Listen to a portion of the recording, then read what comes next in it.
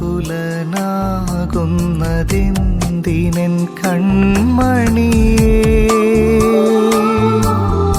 ആണിപ്പാടേറ്റവൻ കരുതാൻ നിൻ കൂടെയില്ലേ. ആകുലനാകുന്നതെന്തിനെൻ കൺമണിയേ. കരുണയുള്ള പിതാവേ, അങ്ങയുടെ തിരുസന്നിധിയിലേക്ക് ഞങ്ങളിതാ കണ്ണുകൾ ഉയർത്തി പ്രാർത്ഥിക്കുന്നു. ഈശോ, ഈ ഉപവാസ നാളുകളെ ഏറ്റവും അനുഗ്രഹദായകമാക്കുവാൻ അവിടുത്തെ പീഡാനുഭവത്തിൻ്റെ മായാത്ത മുദ്ര ഞങ്ങളുടെ ഹൃദയങ്ങളിൽ ആഴത്തിൽ പതിപ്പിക്കണമേ.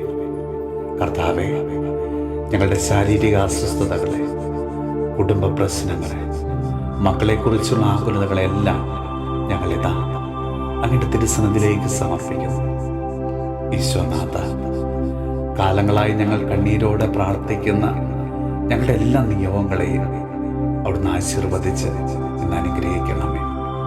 ഈശോയെ, അങ്ങയുടെ കാരുണ്യം ഞങ്ങളുടെ മേലെ എപ്പോഴും വർഷിക്കണമേ.